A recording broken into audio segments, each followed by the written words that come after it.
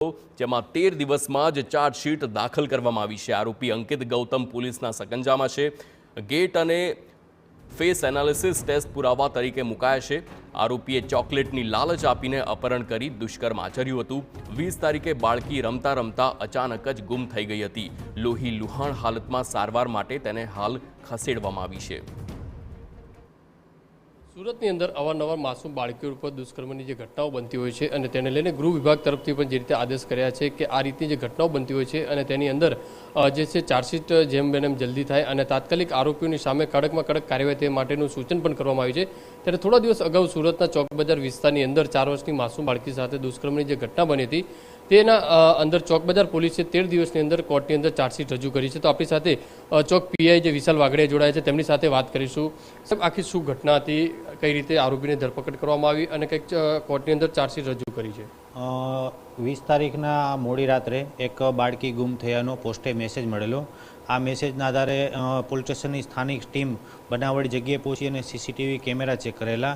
જે છોકરીને કોઈ અજાણ્યો ઈસમ આંગળી પકડીને લઈ જાય છે, જે બાતની ભણક લાગતા કે જે ઇન્ડસ્ટ્રીયલ એરિયા છે અને ભૂતકાળના જે બનાવોને ધ્યાને રાખી અને તાત્કાલિક ડીસીપી સાહેબ અને તમામ પીઆઈઓ શ્રીની ટીમથી આશરે 11 સાડા 11 વાગે બાળકીને જીવંત મળી આવેલ અને જેને સિવિલ હોસ્પિટલ સ્મીમેરમાં તુરત જ બ્લીડિંગ થતું હોવાથી એને રજીસ્ટર દાખલ કરવામાં આવેલ અને એની ટ્રીટમેન્ટ ચાલુ કરેલ।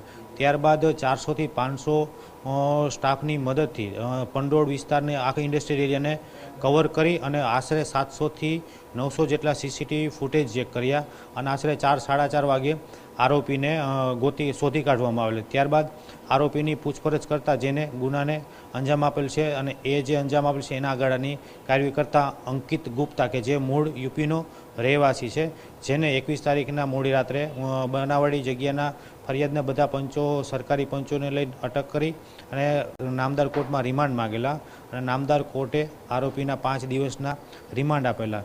બનાવની ગંભીરતાને ધ્યાને દઈ સીપી સરની સૂચનાથી એક સીટની રચના કરવામાં આવેલી।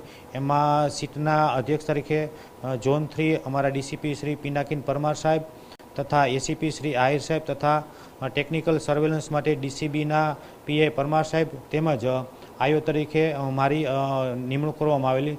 જે સીટની રચનાના આધારે જુદા જુદા સાંઘિક પુરાવા લેવામાં આવેલા, જેમાં તમામ પંચનામામાં અને આરોપીને અરેસ્ટ કરવામાં સુપ્રીમ કોર્ટ અને હાઈકોર્ટની ગાઈડલાઈન મુજબ સરકારી પંચોની હાજરીમાં બધા પંચોનામા કરવામાં આવેલા, તેમજ આરોપીને પૂરતા સાંઘિક પુરાવા મળે અને ટેકનિકલ પુરાવા મળે તે માટે આરોપીના 5 દિવસના રિમાન્ડ માંગેલા, જેમાં નામદાર કોર્ટે બનાવની ગંભીરતાને લઈને 5 દિવસના રિમાન્ડ પણ આપેલા હતા। જે દરમિયાન ફોરેન્સિક સાયન્સ લેબ અને ફોરેન્સિકના તમામ અધિકારીઓને સંપૂર્ણ મદદ સાથે ગેટ એનાલિસિસ કરવામાં આવેલું, તેમજ ફોરેન્સિકમાં બનાવવાળી જગ્યાનું પંચનામું, કપડાં તેમજ બનાવવાળી જગ્યાએથી લીધેલી બ્લડવાળી માટી અને કંટ્રોલ સેમ્પલ લેવામાં આવેલા। ત્યારબાદ આરોપીના જે સીસીટીવી ફૂટેજો છે તે પણ પુરાવામાં આઈટી એક્ટના સર્ટી સાથે કબજે કરવામાં આવેલા, તેમજ ફોટો એનાલિસિસ માટે ફોટો મેચિંગ માટે પણ ગાંધીનગર મોકલવામાં આવેલા। જે તમામ સાંઘિક પુરાવા અને મેડિકલ પુરાવાઓ પોઝિટિવ મળતા 13 દિવસમાં